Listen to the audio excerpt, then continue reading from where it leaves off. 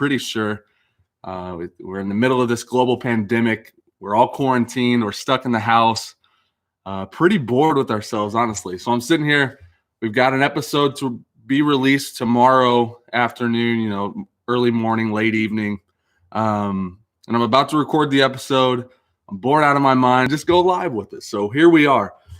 We've got our first episode of the Circle City Wiffle Ball team previews coming at you. We really plan to do 2 episodes or 2 teams per episode and run these episodes right up to our opening day, which is scheduled currently for May 17th, a Sunday. But as all of you are pretty well aware, we've got a lot of issues at hand for the next couple of months with the COVID-19 pandemic. So let's talk a little bit about that right now. As I have discussed with a few commissioners from around the country, everybody's pretty uncertain what to do right now, given the pandemic and given the the shutdowns and the stay-at-home orders. So as a wiffle ball league that is pretty insignificant given compared to other operations in the country, this is something that we're in a weird spot, because at the same time wiffle ball is we consider it essential. It's something that the guys can get out there, get their minds off things, and really just escape reality. So for wiffle ball to be in jeopardy is a pretty serious issue for most of us. And it's something that we're all taking very seriously. But at the same time, we've got to understand that we're kind of at the mercy at the mercy of the orders of the government, the national government, our local governments. And we've got to listen to those things. We've got to be smart, and we've got to be logical and rational about this whole situation. So I can't sit here and tell you, hey, Circle City Wiffle Ball is going to start on time. We don't care about this, pandemic. I can't tell you that. And at the same time, I can't sit here and say Circle City Wiffle Ball is not going to open up on May 17th. What I can tell you is that we are very aware of the situation. We're constantly preparing for it, and talking about it, and trying to figure out ways that we can get the Circle City Wiffle Ball season in. If it has to open up in August and we got to run through October, we'll do it. I think Circle City, we're lucky. We've got a group of guys that are very flexible, that are all, pretty go with the flow. They live in the area. But again, it's something that I can't sit here and give you a definitive answer on. And all of the commissioners in the country are in that same boat. So I'm going to throw out a date. I think I'd like to have at least some concrete information to our league members and interested in Circle City Wiffle Ball by the beginning of May, which would put us right about 2 weeks before opening day. Our scheduling, we tend to schedule games 2 weeks out. So if we can get some clarification from, either the president or the governor, and go from there. Well, we're just going to figure this out week by week, day by day. I'm not going to give you a definitive answer, because that's just, it's not in our best interest right now. We don't want to promise an opening day, or we don't want to go ahead and cancel too far in advance. So as of right now, we're just kind of playing it week by week, and we'll go from there. But I'm very hopeful playing in December. We're going to make it happen. We've got 8 really good teams that I'm looking forward to seeing on the field this year. And that's what we're getting into right now. Like I mentioned, we've got the first 2 teams of the 2020 team previews. Tonight, I'm bringing you the Outlaws and the Hackers, and preview these teams when there's a lot of moving parts, or new players on these squads, or guys that are coming from other teams. So as the commissioner, I went ahead and I took on the task of doing the preview for these 2 teams. And I want to say I'm excited about our 7th and 8th teams for Circle City Wiffle Ball. I think they're going to be 2 very competitive teams, and I'd like to talk a little bit about why I think that. So let's just go ahead and jump right into it. I'm going to start off with the Outlaws. coached by Aaron Rodgers, who's not the quarterback, not the husband of Danica Rodgers, unfortunately for the league. But fortunately for the league, he's the Aaron Rodgers that we know. He's a really good dude.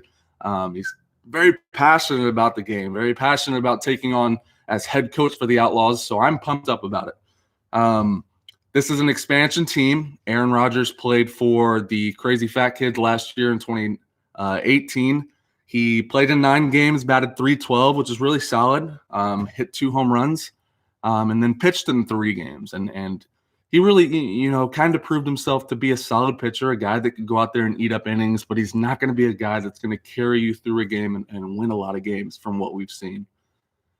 The biggest addition for the Outlaws is Alex Gates. He's coming over from the Yackers. And this is another Cincinnati guy. So Aaron Rodgers and Alex Gates, both are from Cincinnati. They both like the Bengals and Xavier and all those crappy teams. So I think they'll pair very well together and complaining about their football team. But Alex Gates is really going to step in and I think be the star of this team. So he played for the Yackers for the last 2 seasons. Last year he went 1-4 on the mound with a respectable 6.9 ERA. Circle City Wiffle Ball had a weird year last year in which ERAs were way up, a little bit due to walks. We bumped the pitch speed up to unlimited, so that messed with guys' minds just a little bit. But he had 26 strikeouts against 39 walks, so he can hold his own on the mound. And, if some of these other guys don't play out, I can see Alex Gates being the ace and really the star for this team. In the last 2 seasons for Alex Gates, he has actually been 14th in RBIs and 16th in home runs at 12. He's played 34 games. The dude seems to just he's a magnet to grand slams. I think I've seen the guy hit 3 or 4 grand slams. So he's a good run producer. He comes through in big situations. I'm excited for his addition to the Outlaws. He's going to be, he's going to step in, be their star. Now, the next 4 guys on this list are guys that Aaron Rodgers are bringing on board, and Aiden Palmer says short shorts are winning the ship this year. Hopefully, Aiden's out there practicing. He needs if the short shorts are going to win, Aiden Palmer's got to hit the board. That's all I got to say. But the next 4 guys on the Outlaws are guys that Aaron Rodgers are bringing in that have never played in the league before, and that's typically what happens with these expansion teams, which is why they struggle so mightily. So we've got Jay Wilsey, who Aaron describes as a good fielder and solid plate awareness type of guy, which, in all honesty, is how I would describe a guy, someone who had to go through a full season of the Pork Pistols last year. I'm not looking forward to that. So let's just say Tyler Harnish, I'm just joking. Thomas, if you're watching this, Tyler Harnish, again, a softball guy. Softball, from what I've seen in the past, is typically translated very well to wiffle ball. They're 2 recreational games that stem off of baseball. So a bat and ball game for the Outlaws. Try to bring to the fin at times, and wiffle ball, it comes in hand. So next we've got Sean Rodgers, which is the brother of Aaron Rodgers, and Aaron describes him as his partner in crime. And it sounds like they've got some wiffle ball background in the family. Aaron showed up. He was a very solid player, so I anticipate Sean being a solid player. But he's only going to be available for triple headers. And then the last player on this roster is Mitch Buice. Again, no CCW experience, but a ringing endorsement from Aaron Rodgers. He describes this guy as our would-be ace if he can get him to confirm to show up from week to week. So your team yet to be your ace, that's a bit of a concern. And so I'll talk about that in a minute. But a lot of times with these, they're expecting, I'll just show up from week to week and go out and have some fun and drink some beer. And then they get out here and they're kind of blown away with how competitive and how intense most of our players are. So for Aaron Rodgers to have an unconfirmed player as his ace at the moment is a little concerning. And this roster really is just lacking some depth. So I'm going to go through this and give you the key players right now. I think the key player on this team is this is a weird answer, but the 4 newbies. One of these guys is going to be the key player. With an expansion team and the new guys you bring in, you've got to hope to hit on at least one of those guys. And by hit, I mean it's got to be a guy that comes in and is just a really solid Outlaws. And then last year's 8 Balls brought in Connor Morris, who ended up being a really solid player. A solid player is probably an understatement with Connor Morris. He's a Silver Slugger, contender each year.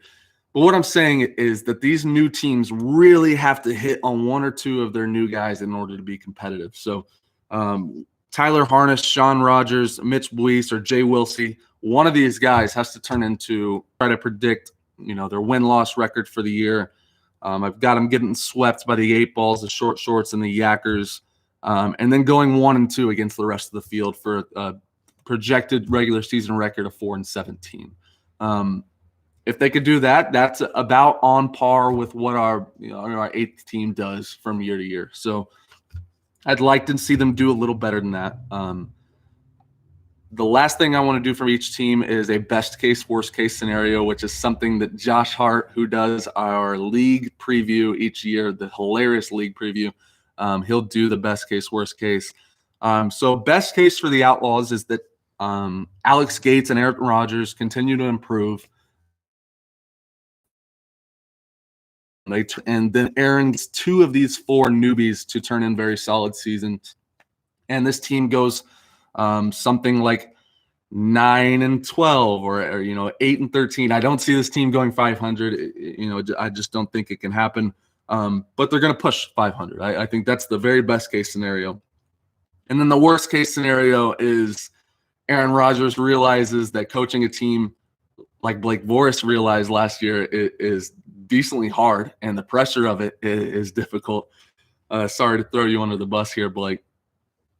And getting players to the field and getting guys committed is difficult. All of his players bust. Alex Gates loses interest because he's not playing for a World Series contender, and this team goes, 1-20, 2-19, and is just the absolute doormat of the league. I really hope that doesn't happen. I'll talk about that here later. Let's move on to the Hackers, coached by Eric Stark. This was formerly the Crazy Fat Kids, who went 2-15 in 2019. Daniel Miller drops out. He joins the armed services. Thank you for your service, Dan. And Eric Stark steps in as the coach. He scraps Crazy Fat Kids, says, screw that logo, screw that team name. I'm going with the Hackers. We've got a hickory and gold color scheme. He's bringing it in hot. So he has created a roster of Holden Palmer, who comes over from the Mid-City Moonshots, Michael Plord, Spencer Schreiner, and a guy I'm really excited about, Kyle Gagliardi from Griffle Ball League. We are kind of ushering in a new era of combining that Northwest Indiana and the Circle City. It looks like guys are, either their wives and girlfriends are getting jobs here, or they're starting to get jobs here, and they're relocating to Indianapolis, which is, if you've ever seen Griffle Ball or Leroy play, this is amazing news for Circle City Wiffle Ball. These are really good guys, and then they're just really good wiffle ball players. So if we can start to incorporate these guys more and more into our league, it's only going to mean positive things. So we really welcome Kyle Gagliardi. Whichever weeks he can show up for, he's going to be a really solid contributor for this team. Let's start with the coach, Eric Stark. He joined the league 2 years ago. Last year turned in a 237 batting average. One trend you're going to notice about this Hackers team is very light hitting team. So Stark hit 237 with 2 home runs last year. Went 2-5 on the mound, which is in Circle City Wiffle Ball, we don't count errors. We don't count fielder choice. So a poor fielding team is going to reflect very badly on a pitcher's ERA. So 2-5 with a 9.3 ERA, but he struck out 67 versus 50 walks. And a positive strikeout to walk ratio in Circle City Wiffle Ball is rare. With our new rule change this year, a pitch to hit after a walk, throwing strikes is going to mean a lot. So Eric Stark does that. He puts the ball on the board. He throws strikes, commands multiple pitches. and is a really solid player and a guy I respect and a guy I think with the right defense and the right offense around him can turn in a really good season. A big addition for this team this year, coming over from the Moonshots. He did with the home run and 6 RBIs in the 5 games that he showed up for. On the mound, he went 1-4, 38 strikeouts, 68 walks, and that was 5 games. That's something we've got to talk about. The attendance of Holden Palmer is going to play a key role in this, and I'm going to get to that later and talk a little bit more about Holden Palmer. The other the holdover from the Crazy Fat Kids are the last 2 roster spots. We got Michael Plord, who hit 312. He's been in the league for as long as anybody I can remember. He's committed to the league. I love this kid, and he really cares a lot about it. So he's going to show up, and that's when you get down to the 3rd, 4th, and 5th spots of your roster, you're really looking for guys that are going to be there, and they're going to contribute. If you can get their numbers up to about league average, then you've got a solid roster. So Michael Plord hit 312 last year, belted 3 home runs, and he's going to bring a solid third arm to this roster behind Holden Palmer and Eric Stark. And then the last 2 guys rounding out this roster, Spencer Schreiner, he well in his first year, and then last year played 13 games, 255 average, 2 home runs, and then was 13th in the league with the 537 OBP. He's patient. He finds ways to get on base. He's athletic. Like I said, he's everything you want and one of the bottom of your roster guys. And then the guy we're really excited to welcome to the league, there's 2 other GBL and Leroy holdovers, but from the GBL Rippers is Kyle Gagliardi, and his GBL stats last year were very respectable. He hit 387, 4th in home runs with 17, 4th in RBIs with 43, and then he threw 26 innings, turning into 4.23 ERA, 24 strikeouts, 10 walks. I'm going to be the first one to tell you we have no clue how GBL stats are going to transfer to Circle City Wiffle Ball stats, but this is a league with incredible talent. They've been 2nd place at the national tournament the past 2 years. So if we can get guys from their roster, even from their national roster, that are going to come over to Circle City Wiffle Ball, and they're playing against some of the best players in the country, I don't see them having any issue, contributing at Circle City Wiffle Ball. So I'm excited for Kyle Gagliardi, excited to see what he's going to bring to the league. Although he describes his availability as he's going to make a few trips to Indianapolis this year. So if Eric Stark can get 2 or 3 weekends out of him, I think that's a win. You've got to play well and get wins on those weekends that he's there. But I'm really excited for Kyle Gagliardi. His stats in Griffle Ball, tend to lead me to believe that he's going to be very successful at Circle City Wiffle Ball. Now, the key player, I think, for the Hackers, it's easy to say, oh, the key player is the coach, Eric Stark, or the key player is Michael Plord, or the key player is the guy coming over from Griffle Ball. I think, personally, the key player is Holden Palmer, their pitcher, and a guy that could be their ace. Let's go back and look at the last, exclude last season. He showed up 5 times. His work schedule didn't, line up with the wiffle ball. And Blake Voris, who I kind of talked into taking on Holden Palmer, really suffered because of Holden Palmer's hectic work schedule. But strikeouts, 95 strikeouts against 45 walks. That's the year Brian Shaler had the crazy year. And he beat Brian Shaler in strikeouts. And then 2018, just 2 seasons ago, 4th in strikeouts, had 128 Ks against 110 walks. So prior to 2019, in a league where a positive strikeout to walk ratio is rare, you might get a handful of guys that do that.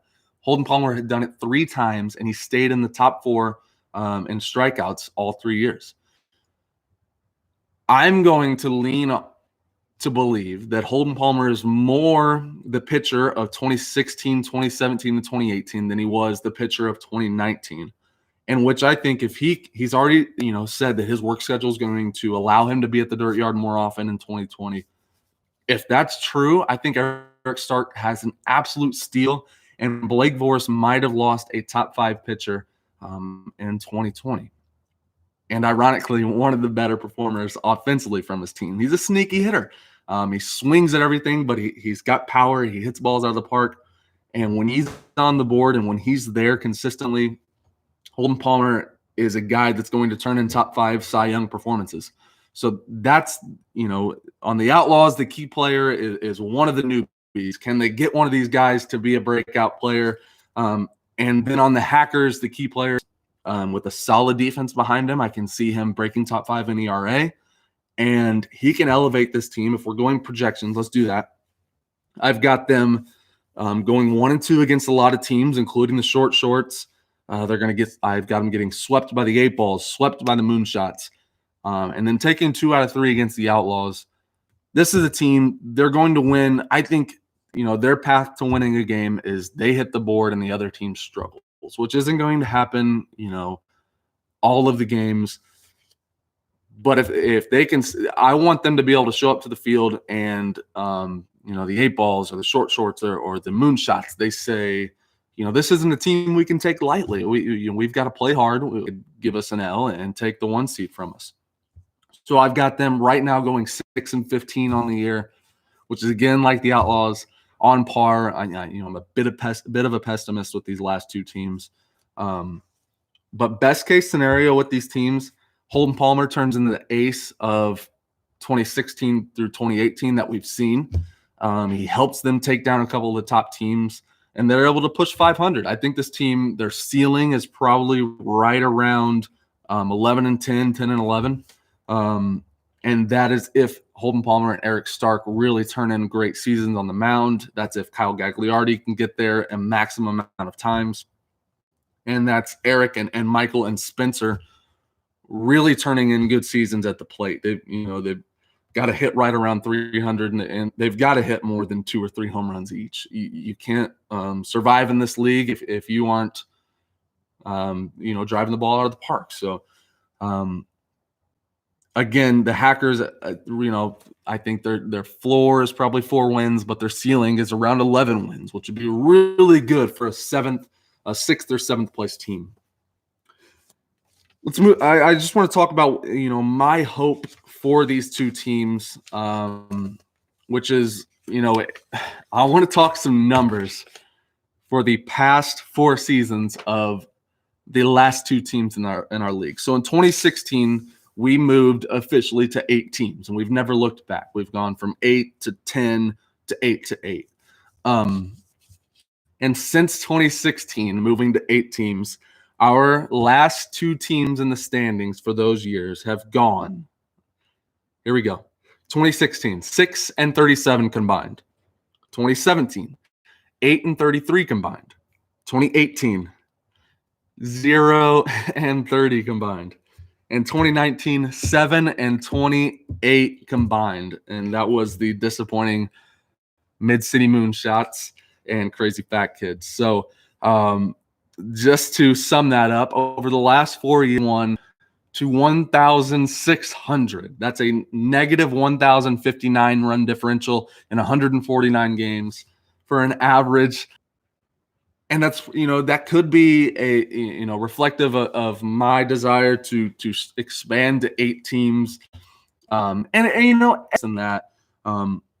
But for Circle City Wiffle Ball, my goal this year in 2020 for the Hackers and the Outlaws is for them to just be competitive, to show up to the field. That's our primary goal, is for them to get 3 or 4 players to the field every game night, and then to be competitive.